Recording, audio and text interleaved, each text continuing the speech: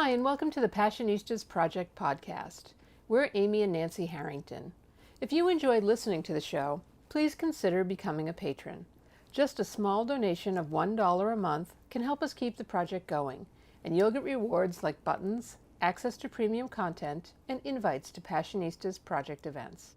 Today we have a very special episode of the Passionistas Project podcast. Our interview with American contemporary artist Lin Evola was so powerful, we decided to just let Lin tell her story without any interruptions from us. Since 1992, Lin has created the Peace Angels Project, a mission to reduce the number of excess weapons on the streets and transform the metal into inspiring angel sculptures. The angels stand as life-affirming, powerful symbols of peace. We truly hope you're as captivated by this story as we are. So please welcome to the show, Lin Evola. Thank you. What are you most passionate about? The thing I'm most passionate about is human beings cherishing life, just overall. The human race is a one-generation species. That means every single thing that we decide we are lasts only a generation. But basically, if you treat your children a certain way or you teach them a certain thing, they turn around and they teach it. That's it. And in my life, I've studied war. We can go into lots of reasons, but I've studied it deeply and the translation into a peaceful world and what that means. And in cherishing life, it's about that exact thing. Like here we have the human race, and we have all kinds of ways to destroy it. I call it monkeys with a toy. Every time we create something, like say nuclear power, we spend 2 generations using it to destroy each other before we actually settle down with that and find out the positive things that could be brought out of that invention. So in cherishing life, it's more like the absolute beginning of it, the very base of it. Like we talked about various ways to disempower human beings, but I try to spend all my time thinking about how to empower the human race. So I created the Peace Angels Project, and it was November 2nd, 1992, when it kind of all basically hit. I had been told since I was 4 years old that I had this huge mission, I was going to be this great artist, and people would just fall out of the woodwork, different races, different sex, different, all different time periods for about till I was 37. So 4 to 37, many, many times. And I had no idea what that meant. I just knew that I would rather make art than breathe. I was drawing at 2 years old. I was selling art in grammar school. I was having art exhibitions by high school. One of 6 people accepted to Chicago Academy of Fine Arts out of high school in the whole Chicago metropolitan area. One thing right after the other. The art teacher who was educated in New York, when I took his class, I went to his gallery. They took his art down and put mine up. So it was this talent that was there, right? And I would have been happy just to do that. There's no question. But at one juncture in the 70s, when I was at San Francisco Art Institute, because I went to Santa Clara University where my uncle was the dean, which I loved, and then I went to San Francisco Art Institute. And when I was there, in the 70s, of course, right, we find out about conceptual art, taking the notion of art all the way down to the grain of sand. I was mesmerized. I loved it so much because it was what I thought from the start, which was art was the thought. It was the concept. Everything else from there went on with your talent. Okay, that's great. Been working on it for a while. But nothing took the place of doing art performance in the 70s, and I had a blast. I was one of the most well-known conceptual artists then. I worked with lasers, did big art performance in San Francisco, all the way to San Francisco to San Jose. I loved it, but I couldn't make a dime.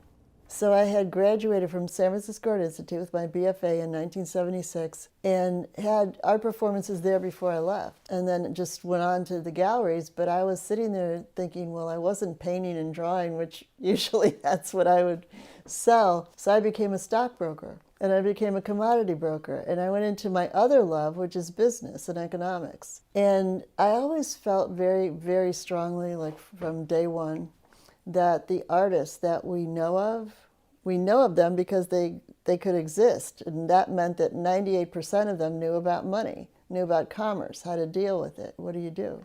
So it was like if you were looking at a college degree, I had a major in art, 100%, but a minor in business. Always loved it. Then I did an MBA, which I got a perfect score. So I had this kind of, combination. And I did start making physical art again and having shows in Paris and shows everywhere. And also at the same time, continued the business side of it.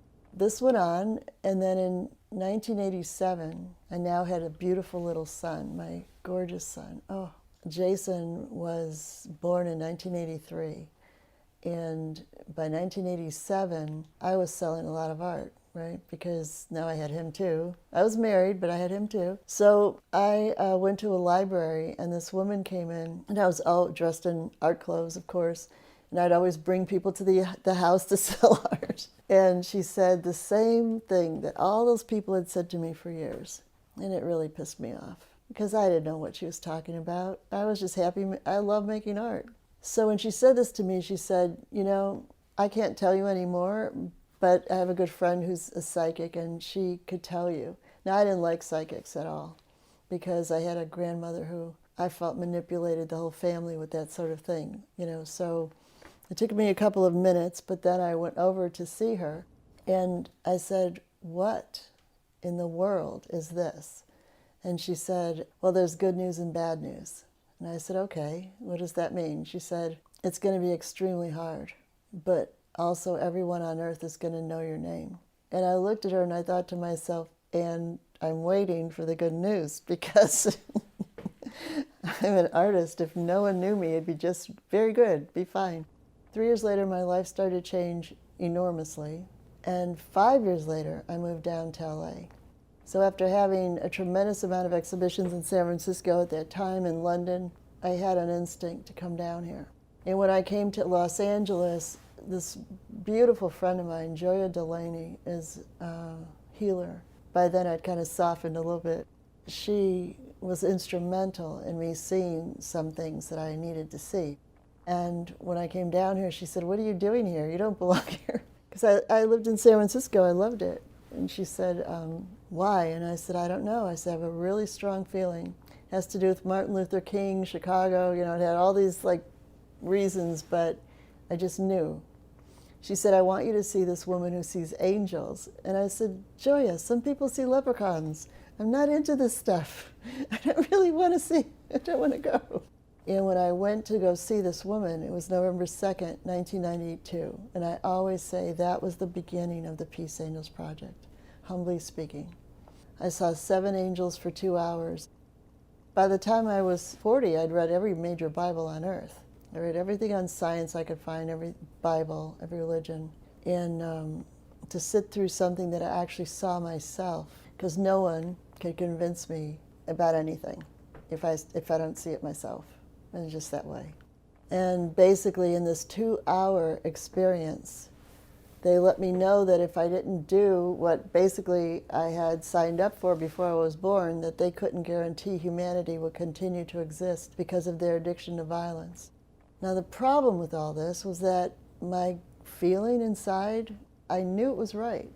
I didn't know why. I surely didn't have any of the details, but I knew with every fiber of my being that this was on purpose. It changed my entire life and didn't always make it easy. And I think that at that point, that was the point that my courage had to step up. And I had my son, who was 7, almost 8, and I was more protective of him than I should have been. I was. So I wasn't taking any of this lightly. I had 6 exhibitions up between San Francisco and LA at the time. And after that, I couldn't even return a phone call from a gallery. I couldn't do it. I couldn't even return their call. I had to delve very deeply into what became known as the Peace Angels Project 2 years later. I had to sit there and I had to stop. I had to write, I had to draw. I created the first sculptures. In that first 2 years, I had to move back to San Francisco after doing a tremendous amount of research in LA of what this would be. And it was the rough road. Miracles would happen, right? But because it was the path was so new, those open doors were right next to cliffs. It was rough. When that first happened, I was living in North Hollywood. When I came down from San Francisco, I had a contact here. And like I said, it wasn't easy. But also then Jason and I moved to an apartment in downtown LA, a loft. And a month after we moved in, this family moved in next to us. And this turned out to be someone who worked for the city of Los Angeles. And I was in the middle of a vortex. And that's what I loved about that moment. I was in the midst of an artistic vortex. I didn't know what it was. I wasn't even going to try to make sure that I had a clue, but I knew it. I could feel it. And so this man, and his wife, we all talked, and I said, listen, because the angels had said to me, 12 angels in Los Angeles, 1 in Washington, D.C. And I didn't know what that meant at all. And I said, I think I'm supposed to figure out in Los Angeles where the cultures are and where the story is. So he sat down with me. I still have this writing in my archives of all the major organizations in Los Angeles, like maybe 20. Father Greg Boyle, the Greek Orthodox Church, the First AME Church, Crossroads School, all these people heroes that were doing the heroic work in LA. So from day one, I took that information and I had to move back to San Francisco, and I started writing what became known as the Peace Angels Project. With the sites here, the echo sites in different parts of the world, the weapons. My 2 promises to myself were that, number 1, I would only use authentic weapons. I used to say any moron with a blowtorch can melt down a weapon. It's metal. It's not really, nobody cares. Nobody should care. And the other thing was that I would break down the weapons to the molecule and turn them around, which I figured out in 2013. If somehow you realized that you had the power to make a difference in humanity, you'd want to look at that. You'd want to see, well, how could I? Now, whatever was going on, I was an artist, right? So I wasn't a political activist or a community organizer. I was about material. And that I knew material. So I had never taken a sculpture class. I was never interested. I'm still not a sculptor. It took 2 years to write the concept of this project as to me, a great work of art. No matter what comes from it, it is a work of art itself, the Peace Angels Project. I started to sit down with myself, right, as an artist, that first 2 years, figuring that what I had to do was get real weapons. That meant bringing in relationships, law enforcement, government. I had to figure out how to take those weapons and pivot them on their head. Like I said, any moron could make something out of metal. There's a lot of crap, right? A lot of crap out there. And quite honestly, Swords to Plowshares is as old as humanity. It's not news. So if I was going to dedicate my life, which I hold very dear, then it had to be worthy. It had to do that kind of good. So I thought to myself that I had to take the most destruction weapons, the most horrible, through the most difficult sources. So it meant something. And then I was going to have to transform them into something that wasn't just beautiful, but something that inspired people to change their mind and their hearts. It had to be that powerful, or I wasn't going to spend 5 minutes, let alone my life. My life means, that's it. I've got one. So that's what I set out to do. I researched the different communities. What made an impact on me was that in Los Angeles, it's like the United States of the United States, right? Because people came from the East Coast to this landmass. No one is from this landmass. No one. The Native Americans that came in have their background all the way to Genghis Khan and before. Genghis Khan came through the other way. So all these people came to this landmass. So that means that every single group that came here brought their grudges. And who has grudges? The people who are most like you. So you see in the world with all these places that to me were these acupuncture points of violence, were violence among people who are most like each other, not most different. And then you take those people, send them to the East Coast. Now you've got people coming from the West Coast. Where did everybody land? Los Angeles. So when I started going around here and researching the different grudges and the different organizations and communities, it was with that in mind of doing the sculpture, the 11-foot sculpture, which is the number of the angels. here in Los Angeles and what I called an echo site in different parts of the world. Now, the most interesting piece and why I feel it's so important for me to come to LA now is that when I was sitting there in 1993 and 4 writing where these sites would be in LA and where the echo sites would be these source grudges overseas, one of the peace angels that I configured was called the Renaissance Peace Angel. I had researched that Sextus V was a pope, had ridden into Rome right after the Crusades, and I'm Italian. There's some Jewish in here too, but I'm mostly Italian and French, and so that, that whole piece resonated to me. And when he rode into Rome, it was torched, it was empty. And what he decided to do was create obelisks throughout Rome. And that became the official beginning of what we know as the Renaissance. I mean, remember, I have like 100,000 years of studying art. So I decided that the Renaissance Peace Angel would go to a place called the World Trade Center in New York, which I had only been to New York twice for like 5 minutes each. Don't even ask me what made me think that that was what I would do. So in that time of writing the Peace Angels project and trying to figure out, okay, fine, I can't, I've since figured out how to use weapons in the two-dimensional pieces.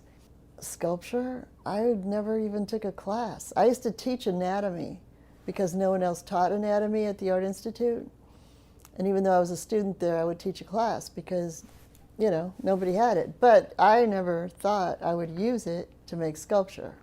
After this experience happened, where I saw the angels, of course I wasn't talking much about it because I thought people would just think I was nuts and what's the point. But I did tell one of my best friends, Catherine Cook, who is an art dealer and curator in San Francisco, and she brought me to Piero Musi, who owned the foundry in Berkeley. And when I told him the full story, he said, "Get to work." And I said, "Piero, I don't know what you're talking about. I've never made a sculpture in my life." He just started crying. He said, "Just get to work. We'll give you an assistant."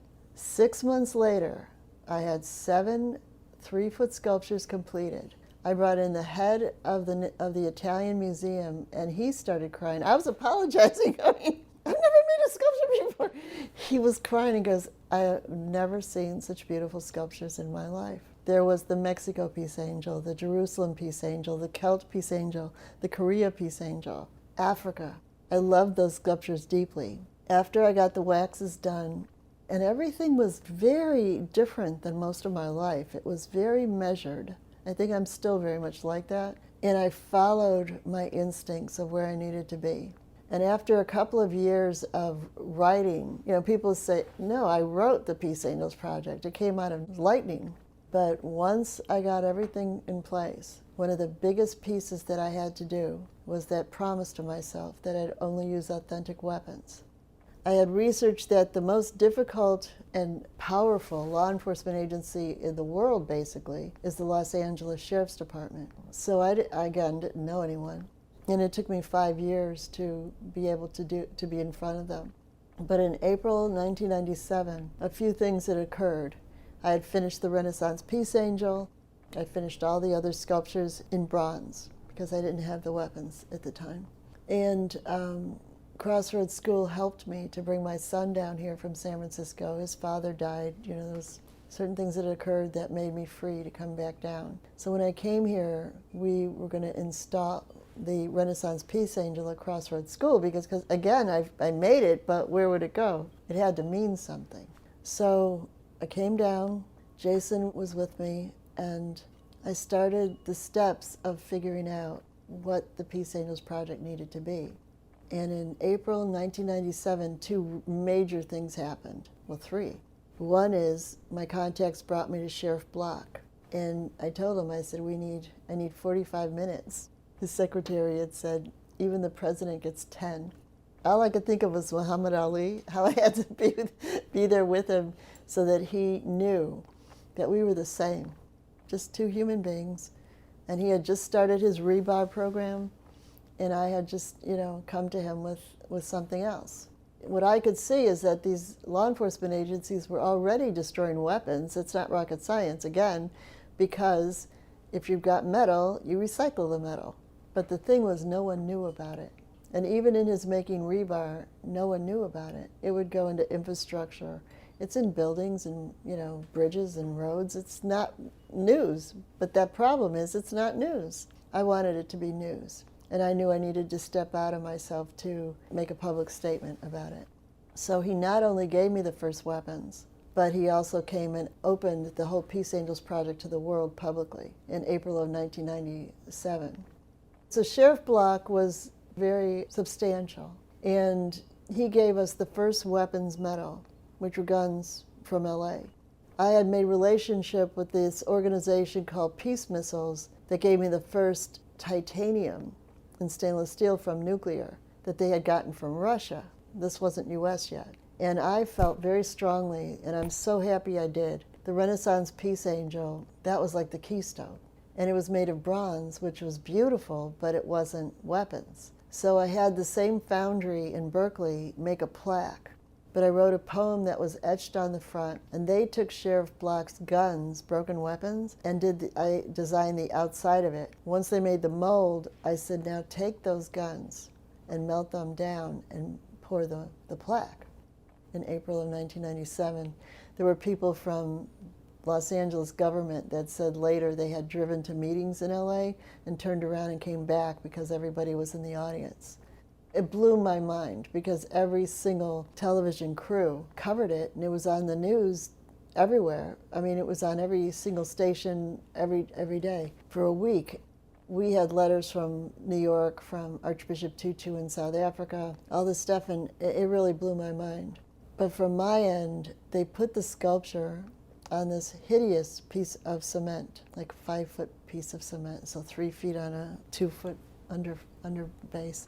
And they absolutely had to, because you couldn't put the sculpture on the ground.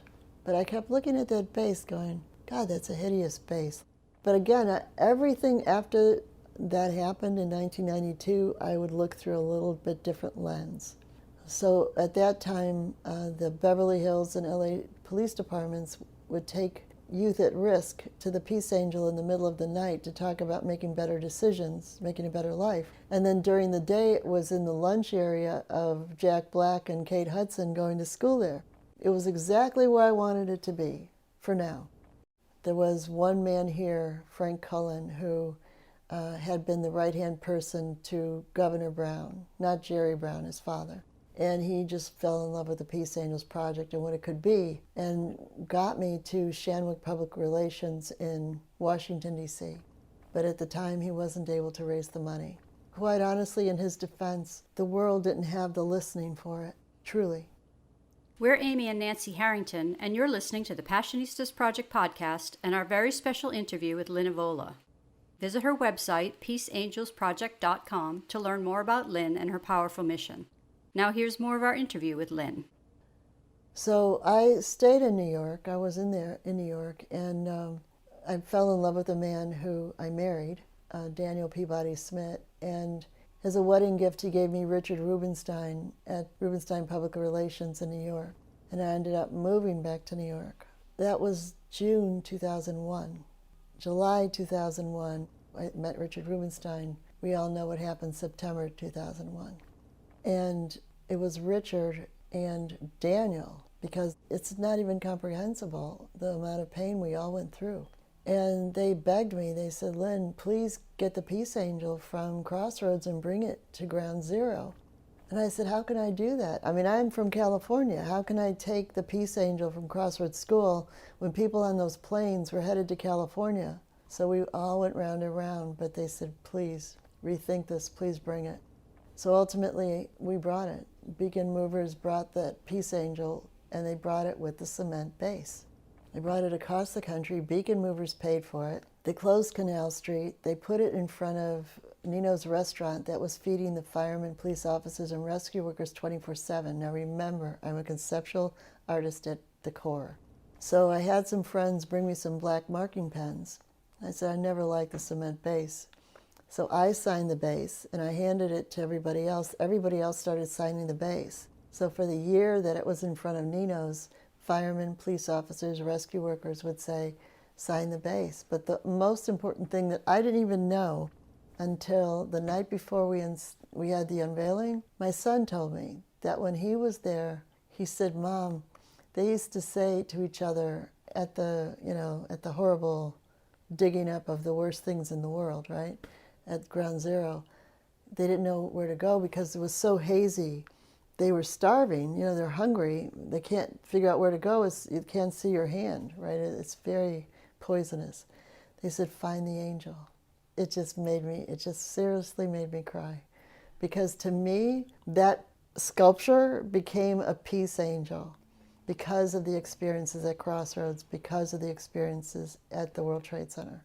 That's when it became a real peace angel, not just a sculpture. And that's the high bar that I have for all of them, is that they are not just, it's not a sculpture that you just make and thank you very much. I don't even like sculpture, but it's an object of grace that incorporates humanity, that is made of the things that we kill each other with. That's what I mean about cherishing life. It's not which political party, which sex, which color, what religion.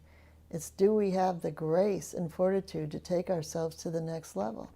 The angels had said a lot of things to me that I couldn't let go of, and one was put more emphasis on the peace side so that human beings will continue to exist. I thought that was the most dire thing I'd ever heard in my life. It wasn't ending war or stopping the killing. It was put more emphasis on the peace side so human beings will continue to exist.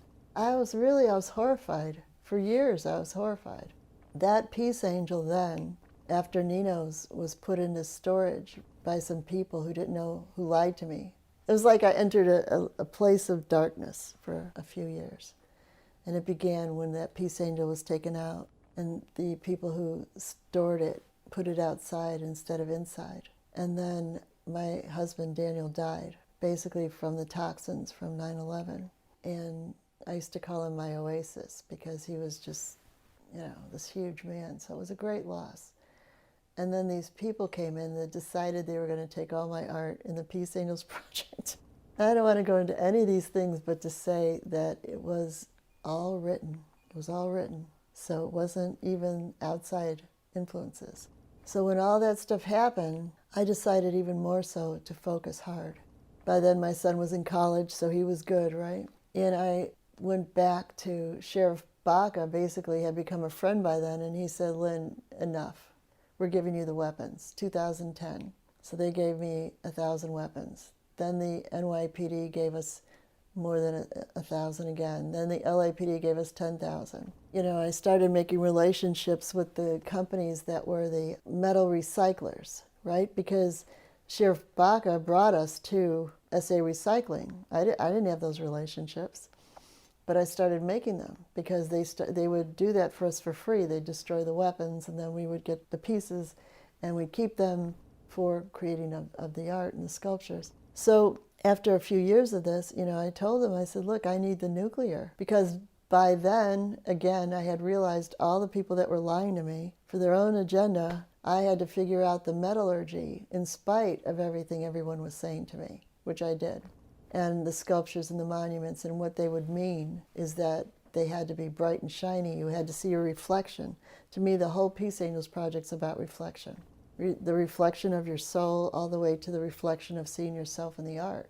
And remembering who has the responsibility to make a peaceful world. It's everyone. So once we started I started making relationships, we got the nuclear relationship.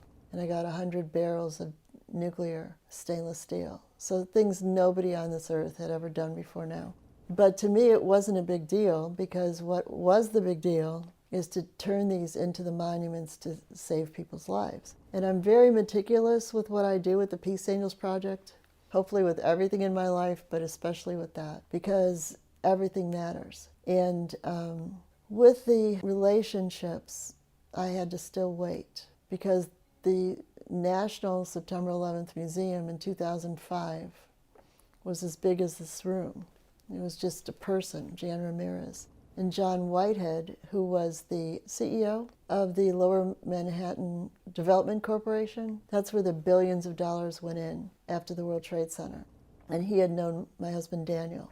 And he didn't know Daniel had died. But right after Daniel died, John Whitehead asked Nino Vendome, where's Lin Evola, where's the Peace Angel? So he contacted me, and I went to the museum, and Jan Ramirez said, Lin, we'd like to have the sculpture for the museum. And I said, well, of course you should. Why? Because didn't I write that in 1993, that's where it went? Also, it was a real peace angel. It needed to be for the people. So I said yes, and then that whole thing happened with the perpetrators. And for years, the attorneys helped me, even Jan did. All these people helped. And by 2013, we got the Peace Angel back and all my art, and everything was taken care of. But here's the funniest piece. In 2015, when I went back to New York from San Francisco, again, John Childs, who is the chief conservationist at the National September 11th Museum, we had just gone to see it, and my storage company that I worked with had helped me hold the sculpture and keep it safe while all this other stuff was going on. And so we had gone to see the sculpture, and as we're leaving, he said, hey, Lin, he said, it was really good that you didn't give the sculpture like you wanted to the museum in 2012. And I was just horrified. I said, what? I mean, because every ounce of my being was trying to get this mess handled so we could get the sculpture to the museum. I said, why? He said, because in 2012, when Hurricane Sandy came, all the pieces that were on the first floor were really in the basement. So there were slits open. They hadn't finished the museum, so all the big pieces were put down there. The trucks, the big metal and everything. So the Peace Angel would have been in sewage for 3 months, pushed against fire trucks and metal. The cement base would have dissolved. It would have been gone. I just couldn't breathe, basically. So in 2015, the National September 11th Museum started its 3-year process in conserving the base, which had lost a lot of names because of that storage guy who didn't know what he was doing. They found chemicals to bring some of the names back. Amazing. They did a beautiful job restoring the sculpture, which now the patina on it matches the walls of where it's standing at the museum. It's stunning. And when they finally called me in July and said, okay, we have a date, which they actually didn't have a complete date for another month, but close enough, we started putting our work together to get that completed. The Renaissance Peace Angel, they told me, would be installed October 22nd. So what that means is the movers who have to move tons in an environment where they can't scratch a hair scratch on the ground. So they came in, and the sculpture was like a sarcophagus. It was in this glass box, and it started to move in. And I watched these guys. I don't remember them going to the bathroom or taking a break, from 8 o'clock at night till 4 in the morning. And there was myself and 3 of the curators there that I said, do you always let the artists come in? And they said, we never do. So I was really honored. But they said, they don't have much art there, really. They have, things that mean something for the museum. So I watched them. They put the cement base, then they took the crane and took the sculpture and reunited it with the base. It was very tearful, right? So we're all standing there. All of a sudden, they put the grate around it. Oh, okay, I totally forgot. I mean, this is a museum. I basically have spent most of my life in museums. I should remember. And then they put the plaque on it. And when I went over and I read the plaque, I swear to God, I almost fainted. Because up until then, it was like, get the sculpture in so it could do its job. It's supposed to be there for the people. I had never really thought about the impact to me.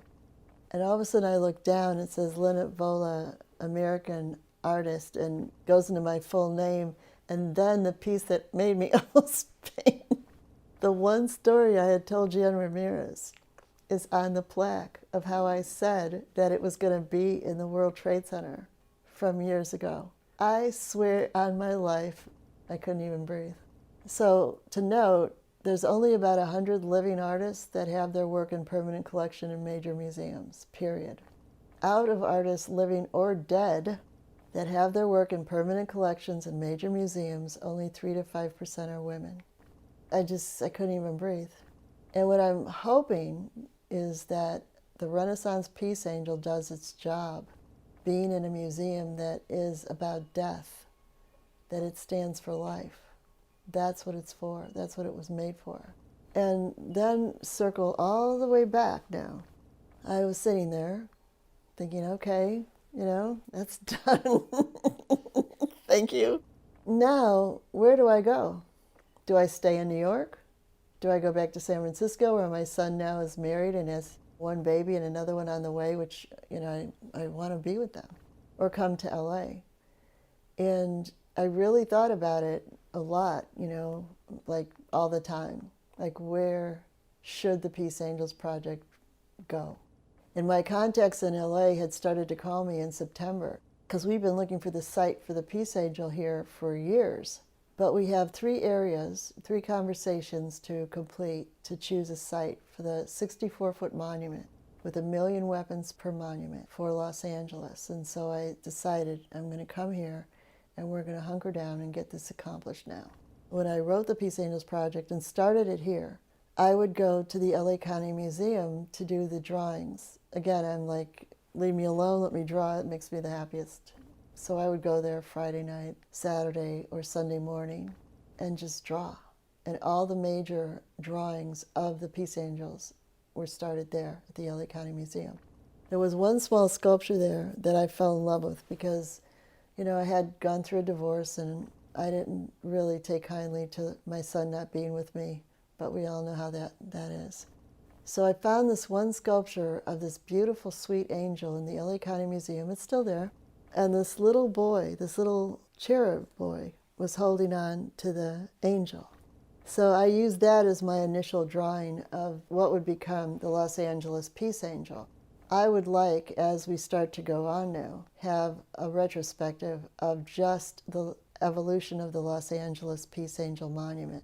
In the evolution of that design, again, like I said before, Los Angeles is the United States of the United States. Like if you shook the United States, everybody ended up here in LA. So given that thought, this Peace Angel to me was female. Calipha was California. And it has the Horn of Plenty at her feet because this was supposed to be paradise for the people who came here. The beautiful plants, the fruit, the vegetables, the plenty. It didn't end up that way for everybody. With the Peace Angel, which I think it's funny about all the trans conversation happening, because when I made the Peace Angel, I wanted a boy and a girl and then an infant that was open, right, undefined in that openness. And then I, of course, wanted the female. The only thing different is that when we actually create the monument, her right hand will be up instead of down, where she shows that she can protect her children. The weapons on the base signify the weapons. We've lost, I know, about 100,000 kids in LA since I wrote this project, and I don't take it lightly. And then, of course, the city seal. Is it going to be LA or Venice or Santa Monica? But it's the area. In my thinking of how to fund the Peace Angels project, it's very expensive, especially the way I want to do it, because I'll only do it if it's the best and finest art that can be accomplished. It's not a community project or something, that can be taken lightly. The most expensive parts are the art production and the technology to do that. So I was in bed in San Francisco, resting after those tumultuous years, reconfiguring the whole Peace Angels project, completing the measurements and research on the, monuments, all that. And I was trying very hard to figure out what would be a natural way of funding it.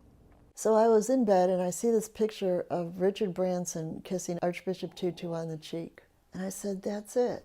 Because since Daniel had died, my design of New York, it included all these people on the base called the conversation. Because to me, the ideal of the Peace Angel is imperative. It lifts us up, right? That whole part of the throat that opens up with great art when you look up. But also, to me, it was incredibly important that human beings represent to each other how to do it. What's the conversation? It's all in the conversation. And I had seen that with Daniel for the whole time I was with him. Everything was in the conversation. So that was fine with me. But now I was looking at who was going to be brave enough to give the money to fund the monument. Who would be brave? Who would be courageous? Not the guys that, I don't mind, but not the people who give money and get their name on a wall or put anonymous. That's fine too. But who would be courageous enough to say, I want to take a stand and stand there in perpetuity for human beings to use me as an example of what I did to make a better world.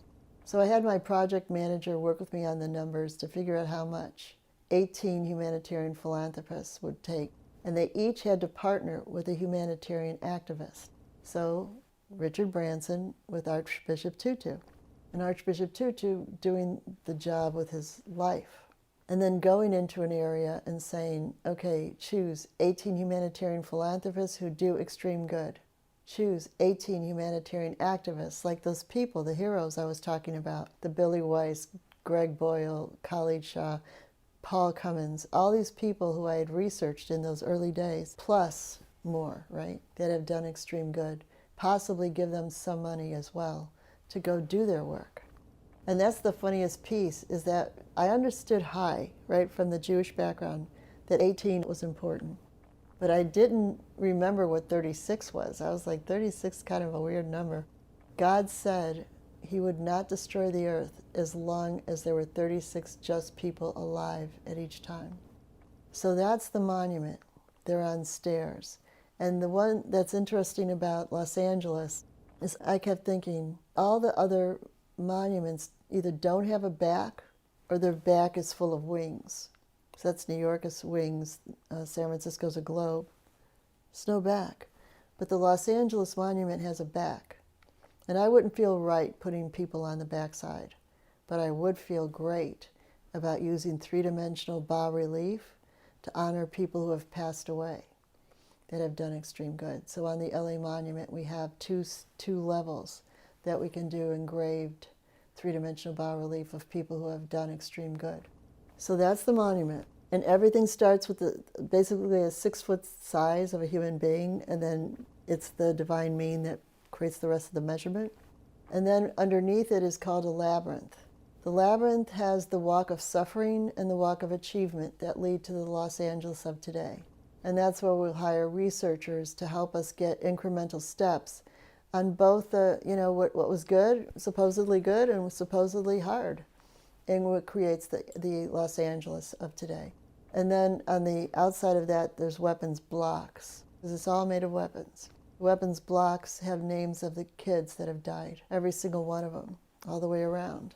Outside of those names are the patrons, from 5,000 to 1 million each, to help to fund the monument and its care. So everything that I did in my life with art, with business and economics, was all needed, desperately needed, to create the Peace Angels Project, because it cannot be funded like other things. So those weapons blocks for the labyrinth are great, but I can make a weapons block as big as this building. I can use any kind of weapons on Earth, and that helps us to fund the monuments and the sculptures. I still want to do the Peace Angels throughout the world and do them at those key places where there's the greatest violence, kind of like acupuncture points, right? But the next step now is the 64-foot monument in Los Angeles. And now I work with Sims Metal Management and SA Recycling. So between my contacts and their contacts, we will ask for weapons, any kind of weapons, to build a monument. Also, I started during the dark days being the only artist that's a delegate at the United Nations in the closed meetings on disarmament. So now I have the contacts to get weapons from all over the world. Now we're at this juncture of doing the big one, because I couldn't ask for 1 million weapons without my relationships with Sims Metal Management and SA Recycling. I couldn't ask for weapons globally if I didn't have the relationships at the UN. I couldn't ask for weapons from NATO if I didn't have the contacts with them. I do now. Right now what we're doing is making appointments with people to get the site finished. And also, I want to get the relationships with the humanitarian philanthropists that here in LA. And I just know that once we get the first couple, it's just going to, because there won't be a 19th or a 20th. I can tell you, my life hasn't been easy, but I really feel that nothing has happened that wasn't on purpose. And I personally haven't been anywhere since then that wasn't for a reason. And I really think that we're ready to get this monument in Los Angeles. And I think the world has a different listening now. And now when I say I need to make these out of real weapons and destroy them, people listen. So it took me so long to work underground and not be in the public, but now it's ready. Thanks for listening to the Passionistas Project podcast and our very special interview with Lin Evola. Visit her website, peaceangelsproject.com, to learn more about Lin and her powerful mission. And be sure to subscribe to the Passionistas Project podcast so you don't miss any of our upcoming inspiring guests.